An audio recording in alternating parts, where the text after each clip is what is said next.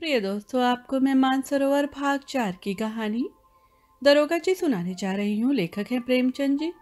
दोस्तों, आपसे अनुरोध है कि कृपया मेरे चैनल को सब्सक्राइब एवं लाइक करें। तो लीजिए सुनते हैं मेरी यानी निधि की आवाज में कहानी दरोगा जी।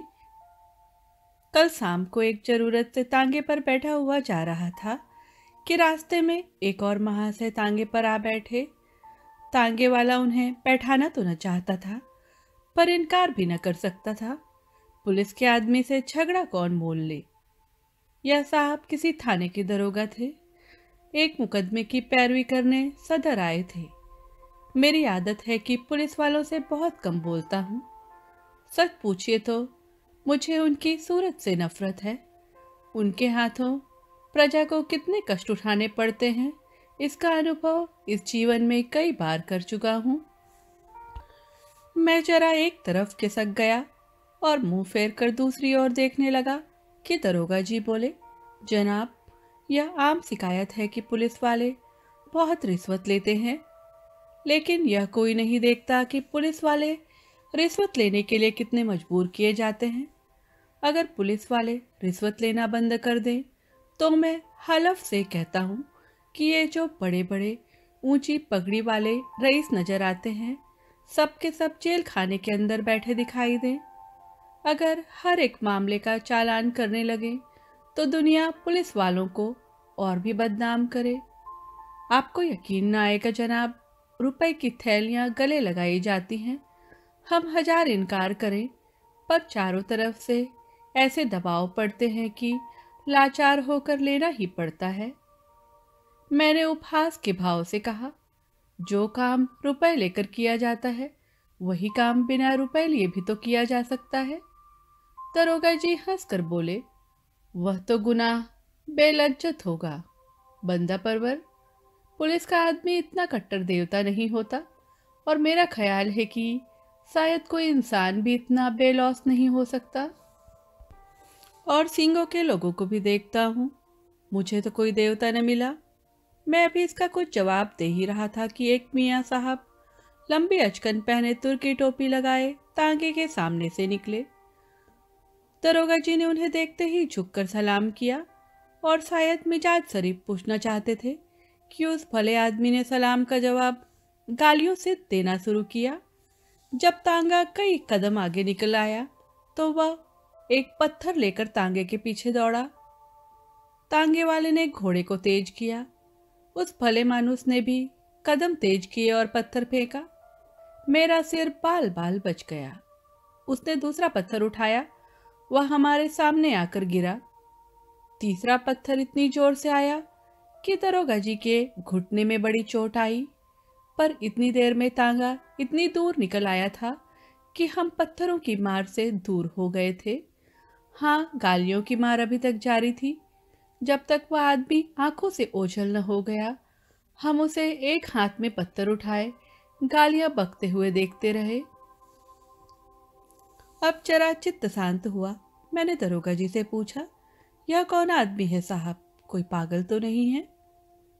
दरोगा जी ने घुटने को सहलाते हुए कहा, पागल नहीं है साहब, मेरा पुराना दुश्मन है। मैंने समझा था जालिम पिछली बातें भूल गया होगा, वरना मुझे क्या पड़ी थी कि सलाम करने जाता। मैंने पूछा, आपने इसे किसी मुकदमे में सजा दिलाई होगी? बड़ी लंबी दास्तान है जनाब, बस इतना ही समझ लीजिए कि इसका बस चले तो मुझे जिंदा ही निगल जाए। आप तो शोक की आग को और भड़का रहे हैं। अब तो वह दास्तान सुने बगैर तस्कीन न होगी। दरोगा जी ने पहलू बदल कर कहा, अच्छी बात है, सुनिए। कई साल हुए मैं सदर में ही तैनात था। बेफिक्री के दिन थे, ताजा खून। एक मासूक से आंख लड़ाई आमदरफ्त शुरू हुई। अब भी जब उस हसीना की याद आ जाती है तो आंखों से आंसू निकल जाते हैं। बाजारू औरतों में इतनी हया, इतनी वफा, इतनी मुरव्वत मैंने नहीं देखी। 2 साल उसके साथ इतने लुफ्त से गुजरे कि आज भी उसकी याद करके रोता हूँ, मगर किस्से को बढ़ाऊंगा नहीं, वरना अधूरा ही रह जाएगा। मुख्तसर यह कि 2 साल के बाद मेरे तबादले का हुक्म आ गया। उस वक्त दिल को जो जितना सदमा पहुंचा, उसका जिक्र करने के लिए दफ्तर चाहिए। बस यही जी चाहता था कि इस्तीफा दे दूं। उस हसीना ने यह खबर सुनी तो उसकी जान सी निकल गई। सफर की तैयारी के लिए मुझे 3 दिन मिले थे। ये 3 दिन हमने मंसूबे बांधने में काटे। उस वक्त मुझे अनुभव हुआ कि औरतों को अक्ल से खाली समझने में हमने कितनी बड़ी गलती की है। मेरे मंसूबे सेक चिल्ली कैसे होते थे, कलकत्ते भाग चलें, वहाँ कोई दुकान खोल दे या इसी तरह की कोई दूसरी तजवीज़ करता, लेकिन वह यही जवाब देती कि अभी वहाँ जाकर अपना काम करो। जब मकान का बंदोबस्त हो जाए तो मुझे बुला लेना, मैं दौड़ी चली आऊँगी। आखिर जुदाई की घड़ी आई। मुझे मालूम होता था कि अब जान न बचेगी। गाड़ी का वक्त निकला जाता था और मैं उसके पास से उठने का नाम न लेता था, मगर मैं फिर किस्से को तूल देने लगा। खुलासा यह कि मैं उसे 2-3 दिन में बुलाने का वादा करके रुखसत हुआ, पर अफसोस वे 2-3 दिन कभी ना आए। पहले 10-5 दिन तो अफसरों से मिलने और इलाके की देखभाल में गुजरे। इसके बाद घर से खत आया कि तुम्हारी शादी तय हो गई है, रुखसत लेकर चले आओ। शादी की खुशी में उस वफा की देवी की मुझे फिक्र न रही। शादी करके महीने भर बाद लौटा तो बीवी साथ थी, रही सही याद भी जाती रही। उसने 1 महीने के बाद एक खत भेजा, पर मैंने उसका जवाब न दिया। डरता रहता था कि कहीं एक दिन वह आकर सिर पर सवार न हो जाए, फिर बीवी को मुंह दिखाने लायक भी न रह जाऊं। साल भर के बाद मुझे एक काम से सदर आना पड़ा। उस वक्त मुझे उस औरत की याद आई। सोचा जरा चलकर देखना चाहिए किस हालत में है। फौरन अपने खत न भेजने और इतने दिनों तक न आने का जवाब सोच लिया और उसके द्वार पर जा पहुंचा। दरवाजा साफ सुथरा था, मकान की हालत भी पहले से अच्छी थी। दिल की खुशी हुई कि इसकी हालत उतनी खराब नहीं है जितनी मैंने समझी थी। और क्यों खराब होने लगी? मुझ जैसे दुनिया में क्या और आदमी ही नहीं है? मैंने दरवाजा खटखटाया। अंदर से वह बंद था। आवाज आई, कौन है? मैंने कहा, वाह, इतनी जल्दी भूल गई, मैं हूँ बसीर। कोई जवाब न मिला। आवाज उसी की थी, इसमें शक नहीं। फिर दरवाजा क्यों नहीं खोलती? जरूर मुझसे नाराज है।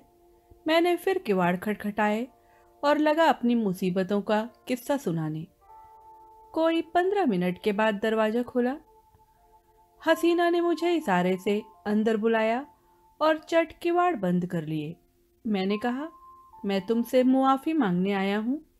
यहाँ से जाकर मैं बड़ी मुश्किल में फंस गया। इलाका इतना खराब है कि दम मारने की मोहलत नहीं मिलती। हसीना ने मेरी तरफ न देखकर जमीन की तरफ ताकते हुए कहा, मुआफ़ी किस बात की? तुमसे मेरा निकाह तो न हुआ था। दिल कहीं और लग गया तो मेरी याद क्यों आती? मुझे तुमसे कोई शिकायत नहीं। जैसा और लोग करते हैं वैसा ही तुमने किया। यही क्या कम है कि इतने दिनों के बाद इधर आ गए। रहे तो खैरियत से, किसी तरह जिंदा हूँ। शायद जुदाई में घुलते घुलते यह तोन निकल आई है।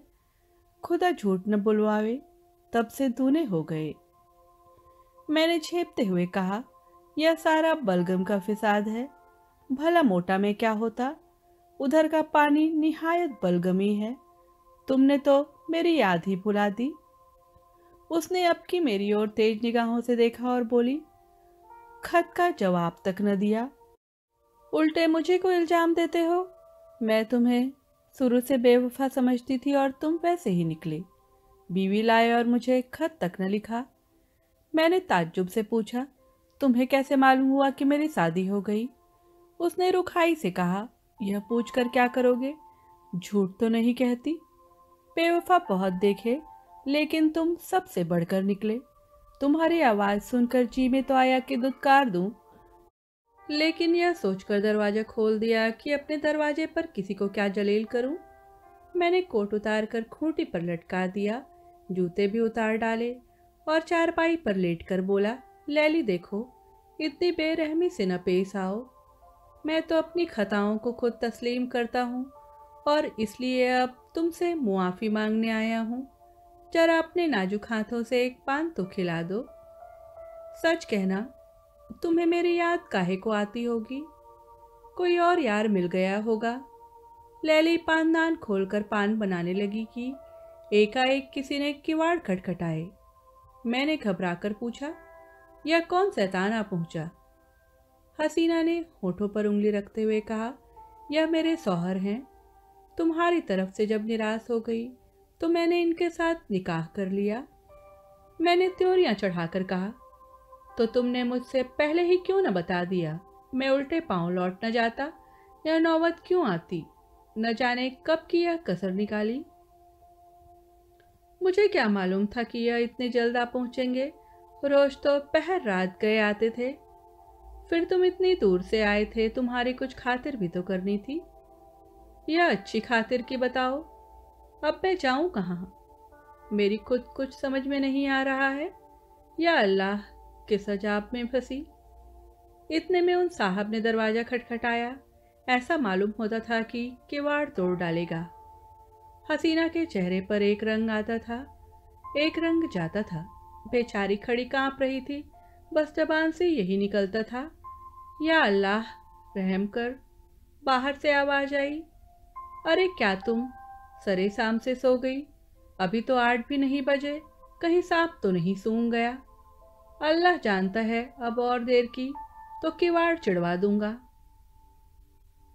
मैंने गिड़गिड़ाकर कहा, खुदा के लिए मेरे छिपने की कोई जगह बताओ। पिछवाड़े कोई दरवाजा नहीं न? संडास तो है। सबसे पहले वह वहीं जाएंगे। अच्छा, वह सामने कोठरी कैसी है? हाँ है तो, लेकिन कहीं कोठरी खोलकर देखा तो?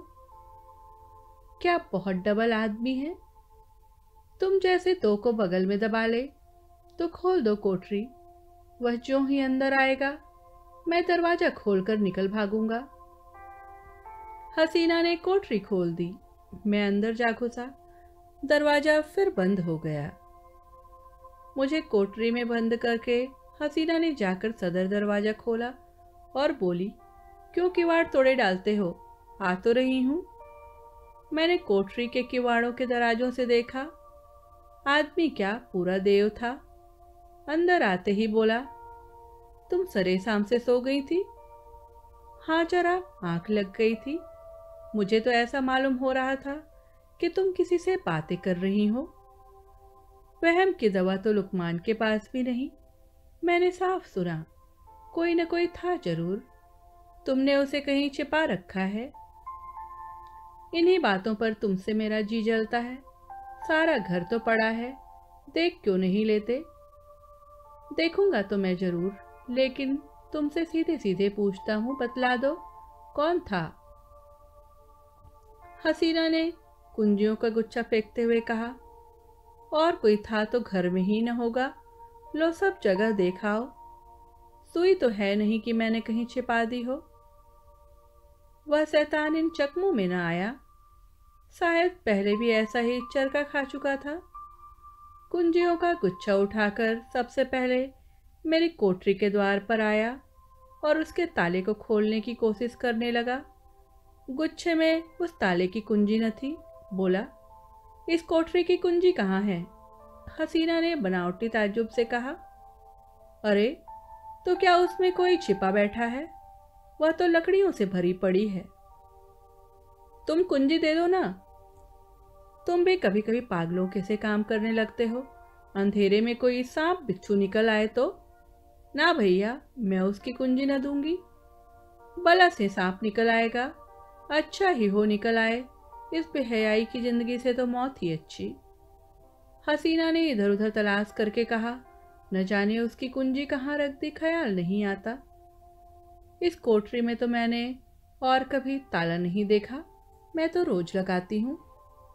शायद कभी लगाना भूल गई हूँ, तो नहीं कह सकती। तो तुम कुंजी न दोगी? कहती तो हूँ इस वक्त नहीं मिल रही है। कह देता हूँ कच्चा ही खा जाऊंगा। अब तक मैं किसी तरह जब्त किए खड़ा रहा बार बार अपने ऊपर गुस्सा आ रहा था कि यहाँ क्यों आया। न जाने यह शैतान कैसे पेश आए, कहीं तैस में आकर मार ही न डाले। मेरे हाथों में तो कोई छुरी भी नहीं। या खुदा, अब तू ही मालिक है। दम रोके हुए खड़ा था कि एक पल का भी मौका मिले तो निकल भागूं। लेकिन जब उस मर्दूद ने किवाड़ों को जोर से धमधमाना शुरू किया, तब तो रूह ही फना हो गई। इधर उधर निगाह डाली कि किसी कोने में छिपने की जगह है या नहीं। किवाड़ के दराजों से कुछ रोशनी आ रही थी।